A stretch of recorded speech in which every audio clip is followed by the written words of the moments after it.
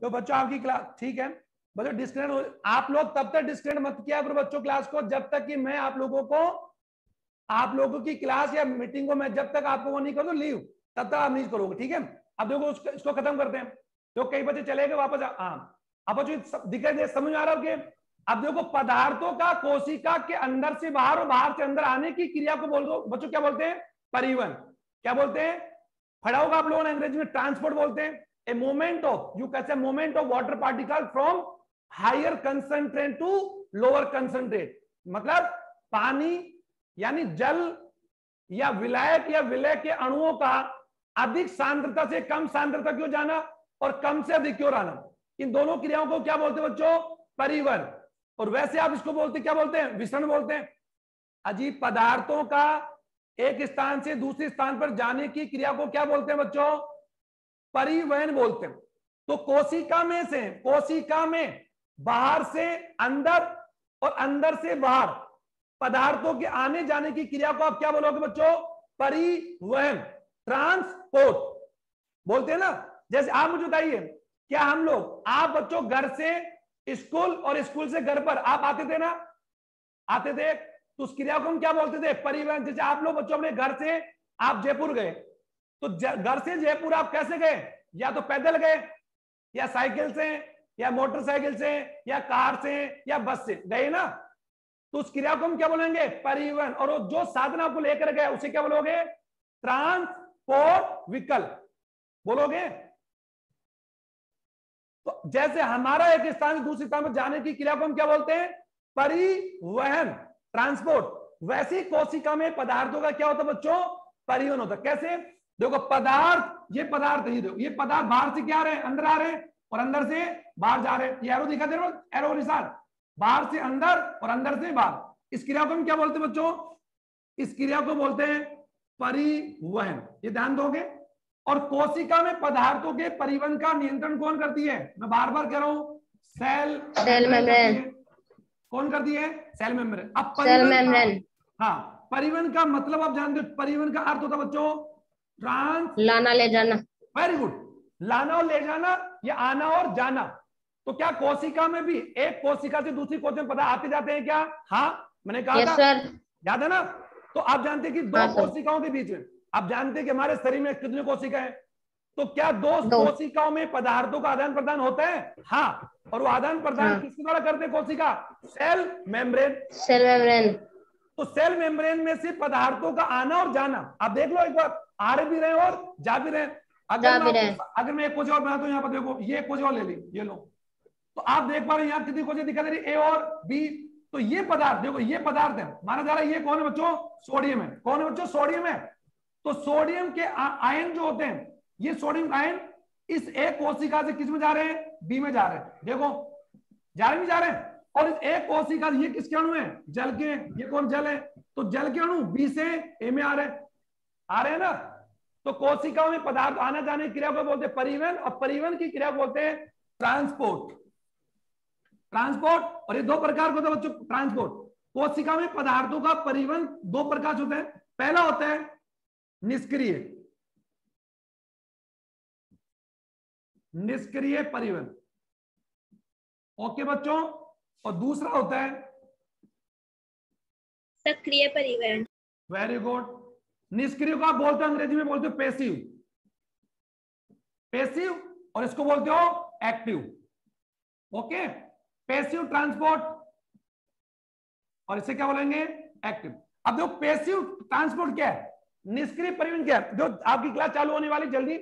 निष्क्रिय परिवहन क्या है बच्चों? बहुत बहुत इजी समझा रहा हूं। यानी जब पदार्थों का, यानी कह सकते हैं जब किसी पदार्थ का, चाहे वो विलय हो चाहे विलयक हो, जब किसी पदार्थ या अणुओं का अधिक सांद्रता से कम सांद्रता की ओर कोशिका झिल्ली में से, किसमें से बच्चों? पदार्थ को कोशिका में आने जाने के लिए किसको पार करना पड़ेगा? कोशिका झिल्ली को। Very good, very good. और कोशिका झिल्ली तय करेगी बच्चों कि पदार्थ कोशिका में जाए या आए, राइट। अब मैंने आपको क्या कहा कि कोई पदार्थ है, कोई पदार्थ जैसे जल है, तो किसी पदार्थ के अणुओं का अधिक सांद्रता से कम सांद्रता की ओर, कहां से बच्चों? ज्यादा से कम की ओर क्योंकि आप जानते हवा कैसे चलती है, उच्च दाब से निम्न दाब की ओर। पानी कैसे बहता है बच्चों, पानी किधर से बहता है बच्चों बताओ देखें। पानी हमेशा उच्च दाब से निम्न दाब की ओर जाता है, जाता है ना, जाता है ना बच्चों। हाँ सर। तो वैसे मैं समझा रहा हूं कि कोशिका में पदार्थों का उच्च सांद्रता से निम्न सांद्रता की ओर परिवहन को तो आप क्या बोलोगे, निष्क्रिय। और निष्क्रिय परिवहन जो होगा, निष्क्रिय परिवहन हमेशा किधर से होगा बच्चों, निष्क्रिय परिवहन हमेशा किधर से होगा, पदार्थों की निम्न से उच्च की ओर। नहीं, निम्न से नहीं बच्चों, उच्च सांद्रता, उच्च से किसकी ओर, निम्न की ओर, निम्न सांद्रता की ओर, ठीक है। और इस प्रकार के परिवहन में ऊर्जा की, इस प्रकार के परिवहन में ऊर्जा की आवश्यकता, ऊर्जा की बच्चों आवश्यकता नहीं होती है। अरे निष्क्रिय समझ रहे हो क्या, पदार्थों का या किसी पदार्थ के अणुओं का उच्च सांद्रता से निम्न सांद्रता की ओर जाने या परिवहन की क्रिया को निष्क्रिय परिवहन कहते हैं। और निष्क्रिय परिवहन हमेशा बच्चों इसमें ऊर्जा की आवश्यकता नहीं होती है। अतः जब किसी कोशिका झिल्ली में से, और ये परिवहन ज्यादातर किसका होता है बच्चों, जल के अणुओं का, किसका होगा, जल का। और वो आपको समझा रहा हूं, वो समझा भी दिया, एक बार ध्यान दो। ये बच्चों दो कोशिका हैं, ये दो कोशिका है। अच्छा, इन दो कोशिका के बीच में ये कौन बच्चों, सेल मेम्ब्रेन है। और ये सेल मेम्ब्रेन आप जानते हो ये जंतु कोशिका है। अगर पादप होती तो यहाँ पर क्या होती, सेल वॉल भी होती, और सेल वॉल के नीचे सेल मेम्ब्रेन होती है। और सेल मेम्ब्रेन पदार्थों के आने जाने का नियंत्रण नहीं करती। क्यों नहीं करती, क्योंकि सेल मेम्ब्रेन क्या है, पारगम्य। तो पादप कोशिका में भी कार्य कौन करेगा, सेल मेम्ब्रेन। और जंतु कोशिका में कौन करेगा, सेल मेम्ब्रेन। तो मैंने आपको कहा ये इस ए कोशिका और बी में ध्यान दो, इस एक कोशिका के जीव द्रव्य में, अरे बच्चों इस एक कोशिका जीव द्रव्य में जल की मात्रा यानी विलायक की मात्रा कितने परसेंट है, मतलब विलायक कितने परसेंट है, 70। इस कोशिका में विलायक की मात्रा है 60%। ध्यान देना, क्या दोनों कोशिकाओं में, क्या दोनों कोशिकाओं के अंदर जीव द्रव्य है, हाँ। इस जीव द्रव्य में पानी की मात्रा कितने परसेंट है, 70। इसमें कितने परसेंट है, 60। तो बताओ कौन सी कोशिका में जल यानी विलायक की सांद्रता ज्यादा है, ए में। किसमें दिव्या, ए में। ए में। तो बताओ विलायक के अणु किधर से किधर जाएंगे, ए से बी की ओर। तो बच्चों विलायक के अणु ए से बी की ओर जाएंगे, ऐसे जाएंगे, ए से बी की ओर जाएंगे ना, ऐसे एरो, ए से बी जाएंगे ना। हाँ सर। ए से बी जाने की क्रिया कैसे हुई, निष्क्रिय। कैसे हुई बच्चों, निष्क्रिय हुई। और इस क्रिया में किसकी आवश्यकता नहीं पड़ी, ऊर्जा की आवश्यकता, ऊर्जा की आवश्यकता नहीं आ गया, आ गया। अच्छा अब सक्रिय क्या होगा, जब पदार्थों का निम्न सांद्रता से उच्च सांद्रता की ओर परिवहन उल्टा हो, निम्न से उच्च की ओर हो, निम्न से उच्च की ओर होता है, ऐसे परिवहन को क्या बोलते हैं, सक्रिय परिवहन। सक्रिय परिवहन, सक्रिय परिवहन बच्चों किधर से होगा, निम्न से उच्च की ओर। वेरी गुड, निम्न सांद्रता से उच्च सांद्रता। अब आप सांद्रता की ओर कि जब किसी पदार्थ की मात्रा कोशिका में एक और ज्यादा और एक और कम है, तो वो पदार्थ कम से ज्यादा की ओर नहीं जा सकता। इसके लिए हमें क्या खर्च करनी पड़ेगी, ऊर्जा। और ऊर्जा के लिए कोशिका में, ऊर्जा कोशिका में किस में होती है, एटीपी। तो कोशिकीय ऊर्जा का नाम क्या होता है बच्चों, एटीपी। और एटीपी कौन सी ऊर्जा है, ऊर्जा की मुद्रा। जैसे हमारे देश के अंदर मुद्रा क्या है बच्चों, रुपया पैसा है ना, रुपया। बांग्लादेश में टका है, कहीं पर डॉलर है, कहीं पर अलग अलग, सब जानते हैं आप लोग। तो वैसे ही हमारे भारत में वस्तुओं का लेन देन हम लोग किस में करते हैं, रुपया में करते हैं, रुपया।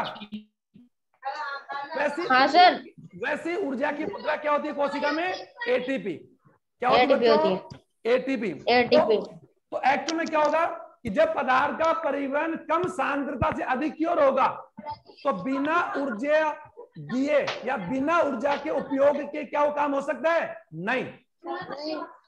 एक उदाहरण समझो आपको, एक उदाहरण देखो। आप अपने घर के अंदर, आपकी जमीन के अंदर कोई टंकी बना रखी है, हौद बना रखी है, जमीन का अंडरग्राउंड हौद है। उस हौद के पानी को आपको छड़ाना है आपकी छत पर, रसोई में। तो कैसे छड़ाओगे बच्चों, क्या लगा के छड़ाओगे, मोटर लगा के। Very good, very good, excellent. अब तो आ गया। तो मोटर लगाकर आपने क्या खर्च की, ऊर्जा। क्योंकि मोटर चलाने पर आप लोग कौन सी ऊर्जा खर्च कर उपयोग कर रहे हैं? विद्युत ऊर्जा। और विद्युत ऊर्जा खर्च करके मोटर में कौन सी ऊर्जा होगी? यांत्रिक ऊर्जा, और आपका पानी नीचे से ऊपर चला जाएगा। अच्छा, अब मुझे बताओ, आपके मकान की छत पर टंकी है और उस छत की टंकी पे पानी भरा हुआ है, उस टंकी का पाइप आ रहा है आपकी रसोई में, तो जब हम नल को खोलोगे तो पानी अपने आप आएगा या पानी को नीचे लाने के लिए मोटर लगाओगे? अपने आप आ जाएगा। वेरी गुड, अब समझ आ गया आपको, अब तो आ गया, समझ आ गया बच्चों? आ गया ना भाई? आप जानते हो किसी पदार्थ को आप कम से ज्यादा क्यों लेके जाना चाहते हो? और पदार्थों का परिवहन हमेशा किधर से किधर होता है बच्चों? उच्च से कम की ओर होता है। लेकिन निम्न से उच्च की ओर अगर होगा तो उसके लिए किसकी आवश्यकता पड़ेगी बच्चों? ऊर्जा की। ऊर्जा। तो कोशिका परिवहन कितने प्रकार के होते हैं? 2 प्रकार के, सक्रिय और प्रकार के। निष्क्रिय।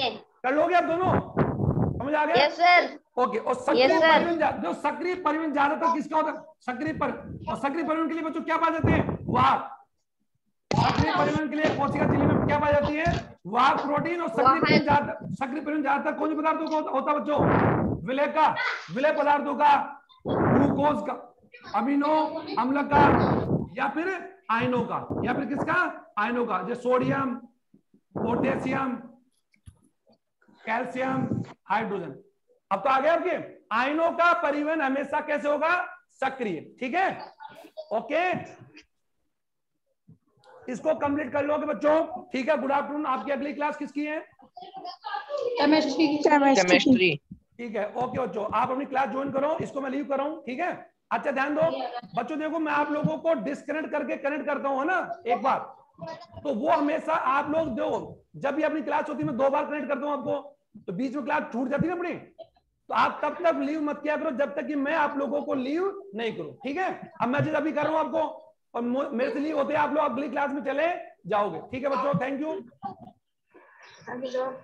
Good afternoon. Good afternoon sir.